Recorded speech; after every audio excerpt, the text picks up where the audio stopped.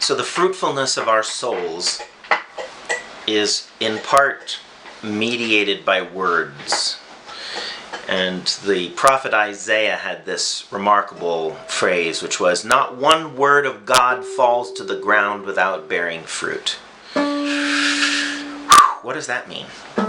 Well, I think it means that all your intentions are held sacred by the divine. That there is no such thing as a useless intention or a purposeless emotion.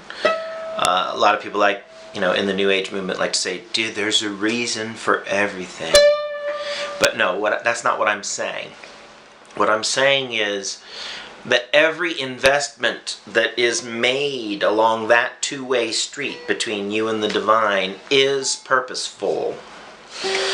You have perhaps to engage in a practice of faith or deep trust to even believe this is possible. But once you start down that path, once you begin to cultivate trust in the ultimate purposefulness of your life and being, it becomes more revealed to you. Now here's the problem. It actually is like what I was talking about in a previous recording. It's like hanging 10 on the wave of time. To get right out there on the edge and believe that you are safe to lean into the wind of this future time stream that is pouring over the bow. And what we really need is more of that trust.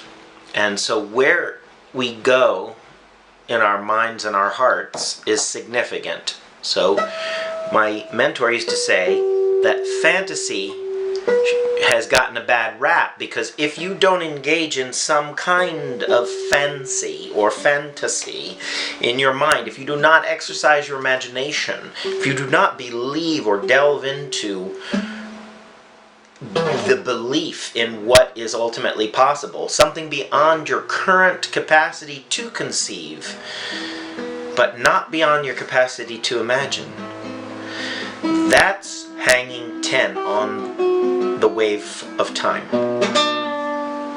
Okay, and that's faith, and you could even say that's religion. Although religion can also be just resting back in oneself and allowing time to unfold without feeling so compelled to involve yourself in the dynamics of these, how can we put it, universal forces. Generally speaking, that is the pulsation of the universe in itself, is between doing and non-doing. Or it's one of the examples of how the universe pulsates. Every word has a pause between it and its next partner in the sentence. That's pulsation too. On, off. On, off. Just in the way that we communicate. That's why I think delving into the emotional realm is going to be probably the next phase of human development. My mentor was also fond of saying we've reached the end of the age of industrial development and are now entering the age of the social development of humankind, which means the skill of feeling empathetically or empathically is going to be indispensable.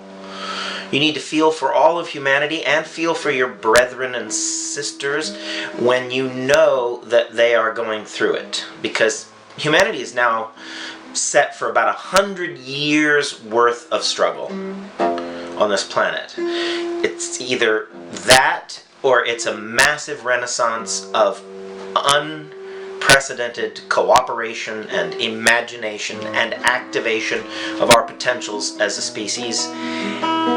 And as a galactic culture, we may evolve as well, as members of the galactic culture, because at some point, once a planet has decided to go from zero self-identity, which means no sense of planetary consciousness, to one, to the unitary principle of consciousness, then we'll be recognized again by the very many populations that exist throughout the galaxy. But right now, there's pretty much a mandate or a quarantine in place which says, those people haven't woken up yet. Don't disturb their process. We want to see how they wake up.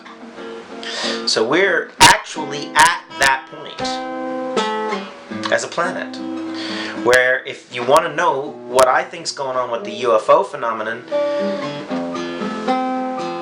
this event of a species awakening is so historic in a galactic sense, in a cosmic sense, that there are spectators in the immediate vicinity wanting to feel the waves of emotional power that are coming from this planet right now, while we begin to feel into both the 6th great mass extinction on the planet and the culmination of all human culture and endeavor.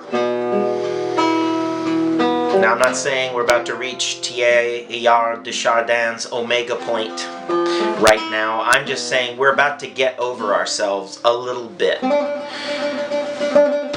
I often get distracted by popular culture, and when I look at how we've worshipped superheroes for so long, but now many of the movies are showing how the superheroes are having to collaborate with each other, having to pool their resources, use their collective energies. No one superpower has dominance anymore. No one superhero. They need each other to thrive, and that is actually the Aquarian Age Mandate. And the seed of the very thing I'm talking about that predates our re-entry into galactic culture. So,